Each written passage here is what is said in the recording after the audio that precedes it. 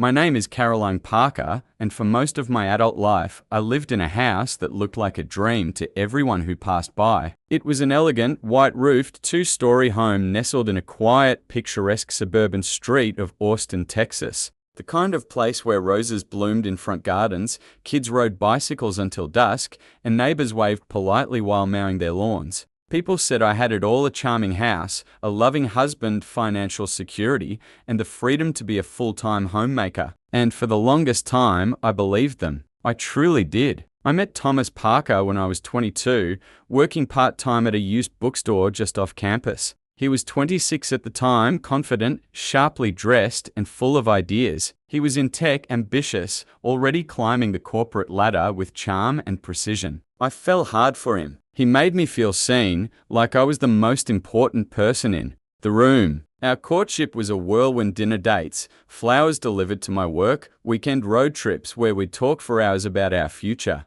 Within a year, we were married in a small but beautiful ceremony. My parents were thrilled, my friends were jealous, and I was in love. A few months after we married, he asked me to quit my job. "You don't need to work," he said gently. One night, over a candlelit dinner, "I make enough for both of us. I want you to enjoy your life, our life. Let me take care of you." It sounded romantic, and maybe it was at first. So I agreed. I gave up my degree, my part-time job, and any ambition I had outside the four walls of our home. I poured myself into building the perfect life, planning meals, decorating the house, managing every holiday, supporting his career, always putting his needs above mine. For the first few years, it worked, or at least it felt like it did. He would come home from work, wrap his arms around me, and we'd eat together, talk about his day, sometimes make love. I hosted dinner parties for his colleagues, always making sure the food was perfect and the decor tasteful. I was the quintessential wife he could proudly show off, a woman who knew her place,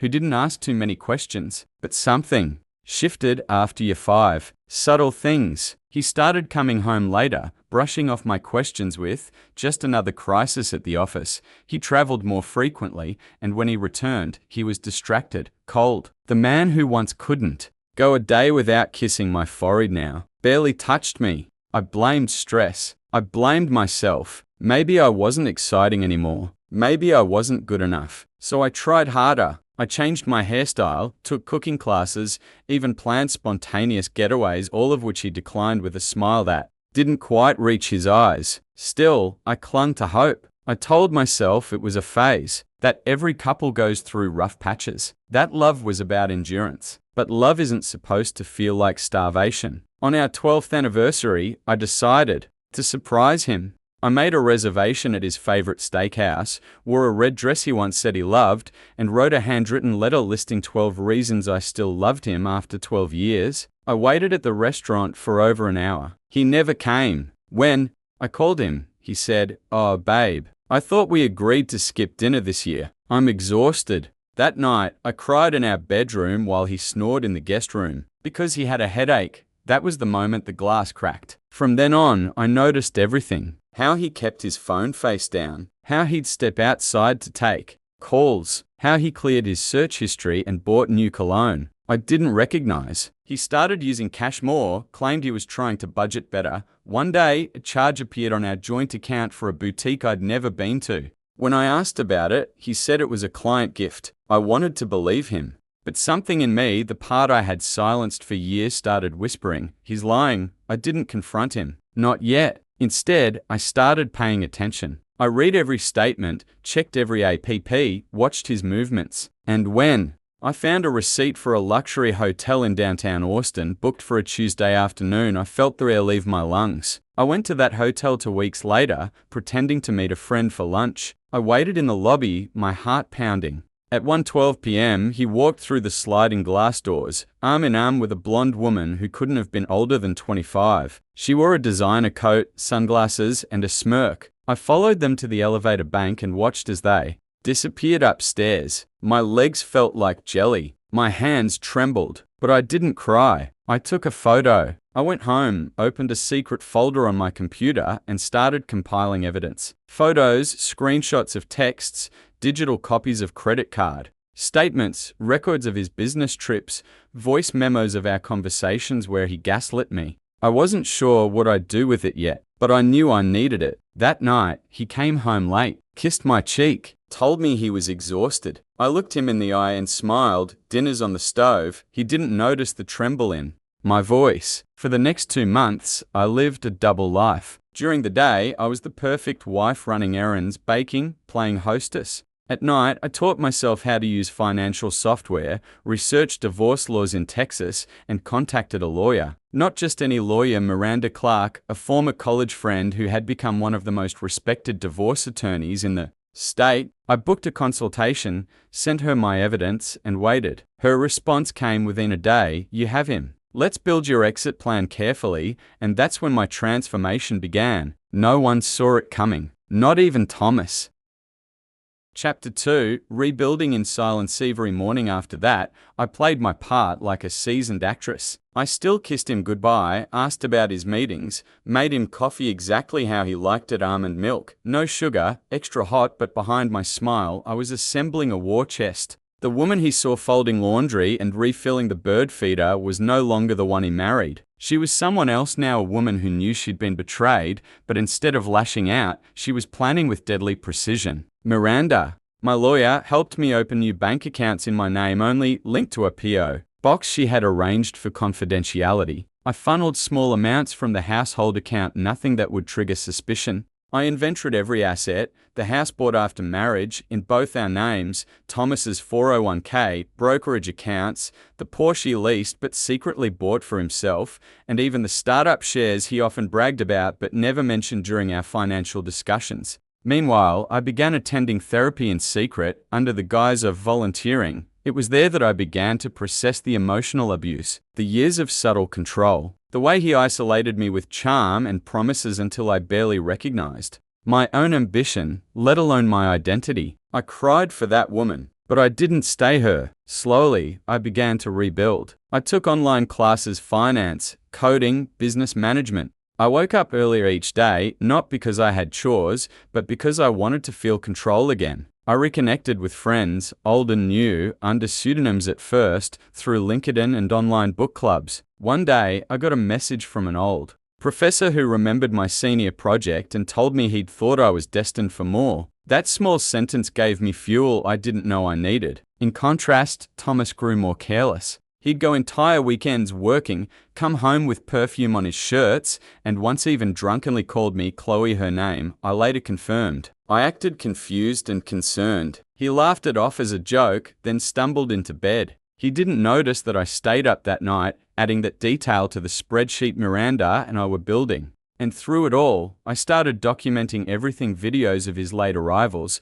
screenshots of flirty messages on his phone I managed to capture while he showered, proof of marital funds being used to gift Chloe a down payment on a luxury condo. That was the key. In Texas, misuse of shared marital funds, especially for infidelity, can tilt a divorce settlement heavily in favor of the spouse who was wronged. But I didn't want revenge just in court. I wanted it in spirit. One day, as Thomas blabbed on about a team retreat he'd be taking to a vineyard in Napa, I gently touched his hand and said, "That sounds lovely. I hope it refreshes you." He looked surprised, pleased even, by my sudden warmth. I think part of him believed I'd given up, that I was back to being the obedient little homemaker. But the only thing I was obeying now was a timeline. I scheduled the confrontation for 3 days after his return. Miranda arranged everything. The legal filing, the asset freeze motion, the sheriff's notice. I would hit him like a tidal wave. And on the day he flew back, I made his favorite dinner. I wore the red dress again, the one from our ruined anniversary. I set the table with candles and soft jazz,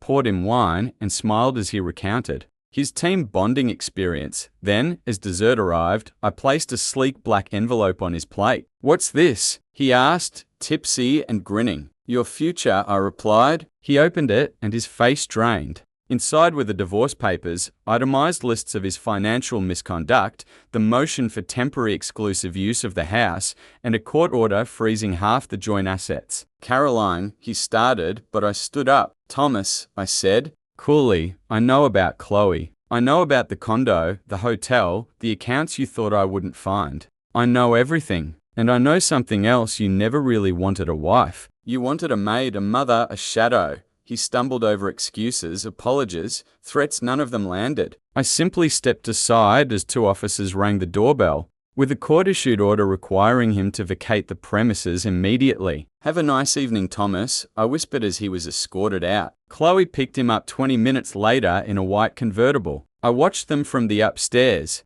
window. They didn't look so glamorous then, not when Thomas was red-faced, screaming at the officer for ruining his life. That night, I sat in my quiet living room with a cup of tea in silence that finally felt like peace. But this wasn't the end. It was just the middle. In the weeks that followed, Thomas's life unraveled faster than he could grasp. Miranda had filed a suit for marital fraud, and the court quickly ruled that I was entitled to 70% of our assets due to his misuse of funds and infidelity. But it didn't stop there. Using what I'd learned in my classes, I launched a small online consulting business quietly at first under a brand name. I started helping other women disentangle their finances, build independence, plan for escape. Word spread. Within 3 months, I had a steady stream of clients. Within 6, I was making more than Thomas ever allowed me to touch in our marriage. Meanwhile, Chloe and Thomas didn't last. Surprise, surprise. She left him after 6 months,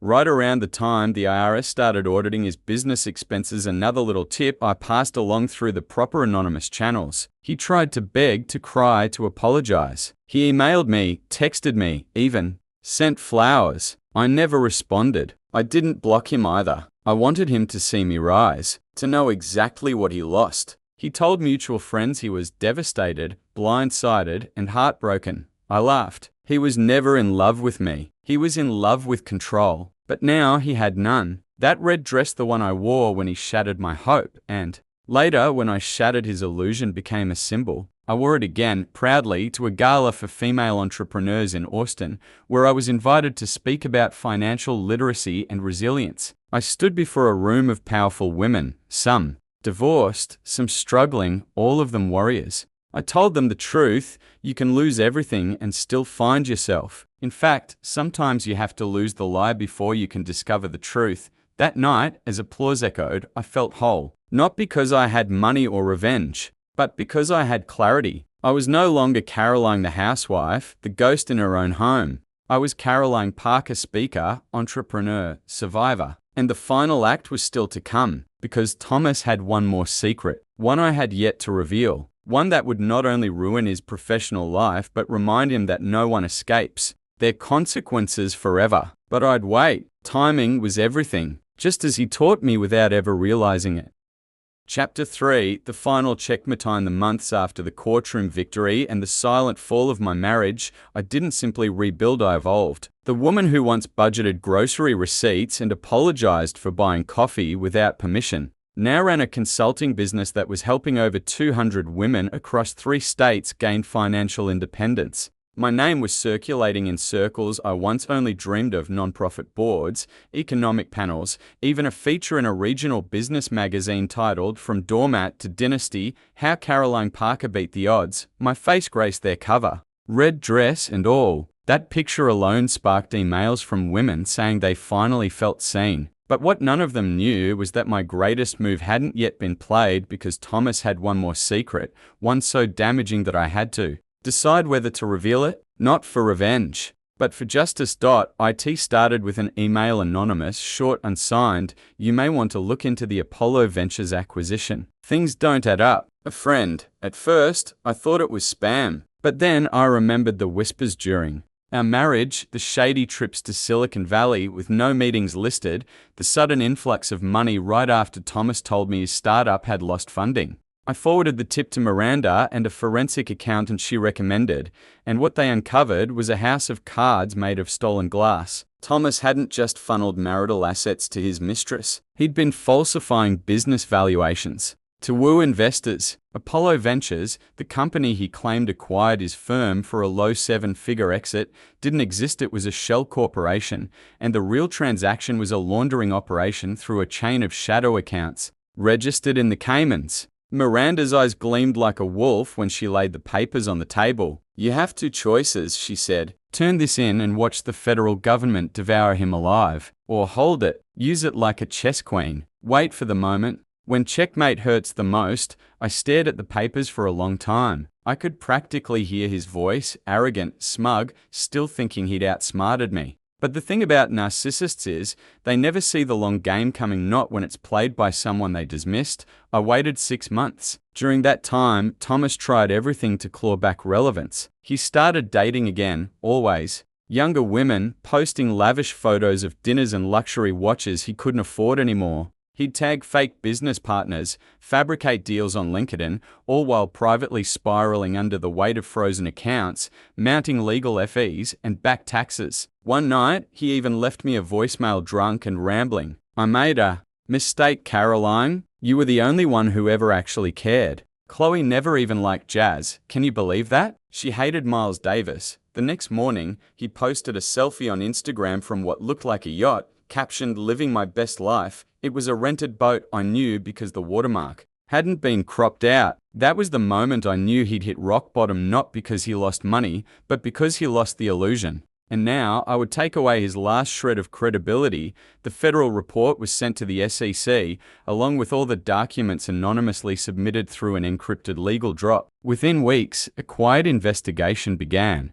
Within months, it was not so quiet. The day the FBI raided his rented office, I was speaking at a women's leadership event in Atlanta. My phone lit up like a Christmas tree. Did you hear? Caroline, is this about Thomas? He's going down. I didn't respond. I simply smiled, stepped onto the stage, and delivered a keynote titled, "Power Isn't Given, It's Reclaimed." The irony wasn't lost on me. News outlets exploded with the scandal. Tech founder accused of investment fraud, startup star turns criminal, the House of Parker collapses. He was charged with wire fraud, conspiracy, and tax evasion, facing a possible sentence of 25 years. Chloe gave one tearful interview on a podcast about being misled by a manipulative genius, but no one believed her. The truth was, they were partners in the illusion until the consequences arrived. And I remained quiet. I made no public statements. My silence said everything. The day of his sentencing, I walked through the courthouse doors not as a witness, but as an observer. He didn't look at me as they led him in. He couldn't. His suit didn't fit anymore. His eyes were sunken. The confidence was gone, stripped bare like the lies he built his life on.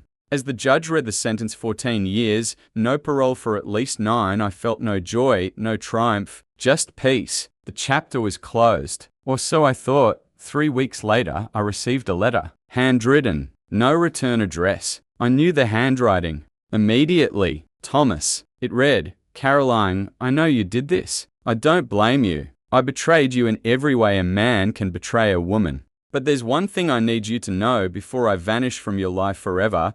I didn't start out a liar. I became one the moment I realized I couldn't be the man you deserved. You were always better than me. I just couldn't admit it. I'm sorry I broke you. I hope you stayed broken just long enough to become someone even stronger." I folded the letter, burned it, and flushed the ashes. Closure doesn't come from apologies. It comes from choice. And I had chosen every day for the past 2 years to never be that broken woman again. Today, my business has expanded to include 3 new branches. I run financial workshops in community centers. I coach survivors of emotional abuse. I've even started writing a book, tentatively titled Inheritance: What We're Left With and What We Leave Behind. People ask if I'll ever marry again. I smile and say, perhaps, but not for rescue, not for stability, only for love, and only if he knows the worth of a woman who saved herself. On the anniversary of my divorce, I bought myself something special, a building. A beautiful old downtown structure I renovated into a wellness and empowerment hub, part clinic, part learning space, part escape hatch for women who need a safe place to start over. Over the doorway, carved in metal, is a quote. She remembered who she was, and the game changed, and it did. I changed it, this time forever.